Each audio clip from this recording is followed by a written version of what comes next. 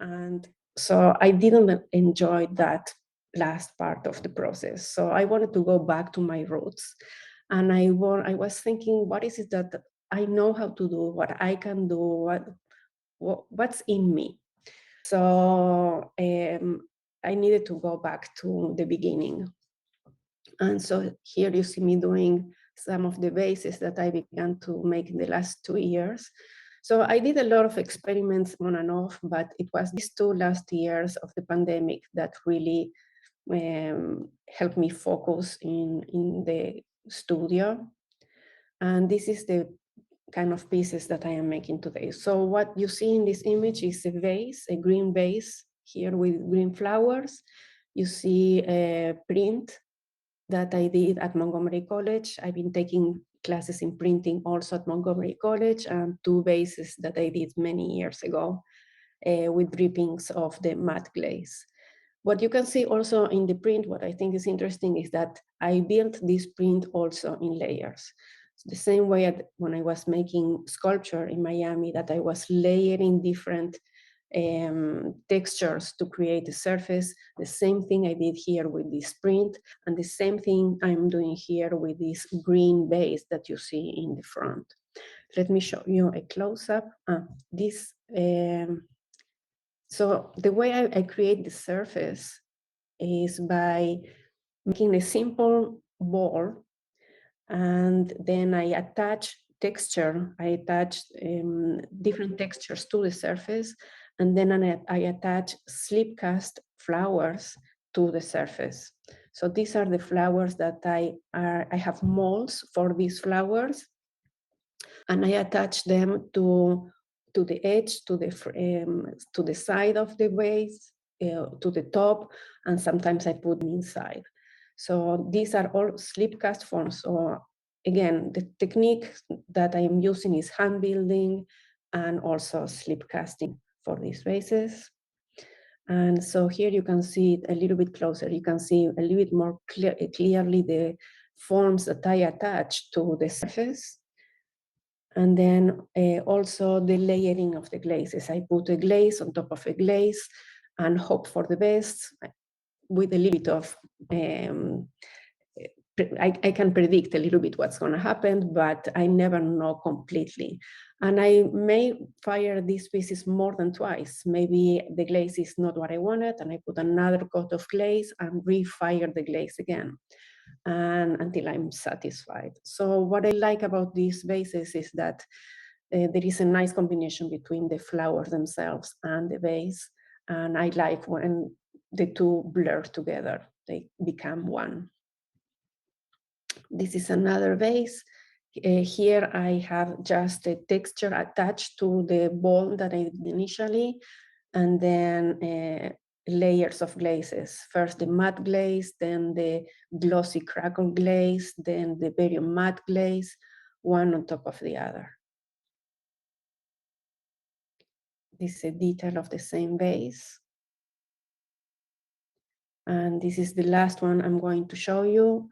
Again, the brown and the gray that you see here are the same matte glaze that I use. You see here the matte glaze with different colorants, different thicknesses, overlapping on top of the black. You see the bronze glaze on this right side, and a little bit of the barium glaze.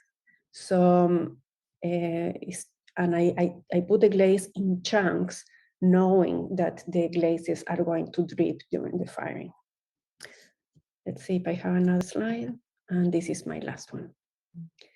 All right. So do we have any more questions? Anybody? Yeah, this would be the time. If you want to just unmic yourself to ask questions at this point, that would be great. Dee? Yeah. Let me escape. All right. So I'm here. Dee, you want to lead the way? Oh, sure. Yeah, I was just I'm really curious about your slip cast flowers. And I was wondering if you use the silicone mold technique to make them, and whether you unmold them you said they were slip cast, so I didn't know how you slip cast them. How do you unmold them? Are they at leather hard? How then can you attach them? That they look fascinating. They're beautiful. Oh, they are super complicated. Yes. The way I make these flowers is these are plastic flowers from Michael's or wherever. Huh. I bring them to the studio and I dip them in plaster several times. I dip once, let the plaster dry, and I dip again until the form gets completely abstracted. You cannot tell the original shape of the plastic flower. Once that is done, then I make the mold. The mold is very complicated because there are many undercuts. So the molds are first. It takes me a long, long time to make one mold, especially of the large flower that you saw in there. It has so many little parts. So I make all the little parts, then I make a shell that is going to contain all those little parts.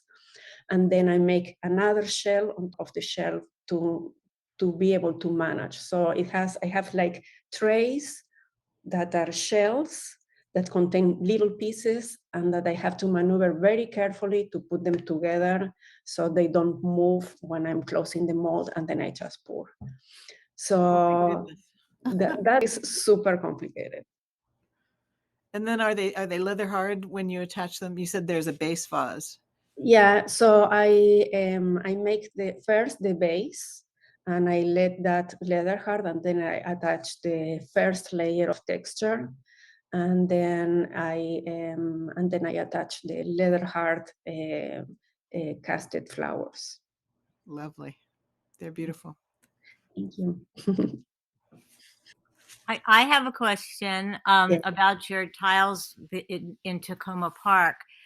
Knowing that they were going to have such exposure to the elements and also to foot traffic, did you do a lot of research to change your glazes? Well, first of all, I didn't sleep the whole 6 months, worrying that people were going to sleep on the tiles, that they were too soft or they were going to crack. But the test that I did is I took all those tiles, the initial tiles, and I boiled them in water, and then I put them in the freezer, and they didn't crack. So I knew I was safe. Yeah. But my husband still remembers how much I was so scared. Yeah. Mm. Any questions? Other questions? Well, maybe I'll ask you another question. Yeah. About the walls. It's so notable that the curved surfaces that you spend so much time attending to, there's no visual. The grout isn't visible in any way. So I was kind of wondering, well, how are they attached? I guess they're flat on the back, but you have to be so careful that the grout isn't visible. Well, you mean the last tiles, the three-dimensional ones? Yes, for your Well, very those don't have any three-dimensional grout. walls. Those are glued with a special glue, but they don't have any grout. They cannot have grout. So the backs are flat and they're glued to like a plaster wall. Yes, exactly. Mhm. Yeah. Adriana, are any of the commercial tiles still in production? No, I stopped everything. And did you find, I know you said that you found you were getting farther and farther from your roots. Mhm. I mean, if somebody said to you, can I make a living getting in the tile business? What would you tell them? It's hard. I mean, it was interesting, but at times it was very frustrating, especially making tiles in my studio. One thing is when you explore and you have the luxury of throwing away what you don't like, but when you have a deadline, and when the customer is expecting all the tiles to look the same, and you do have a range in glazes, and you have a problem with the kiln, and you have to tell them another week and another week, it's really very stressful.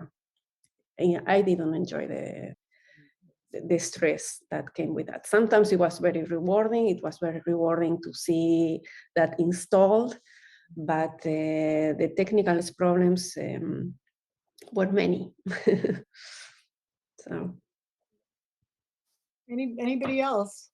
Mhm.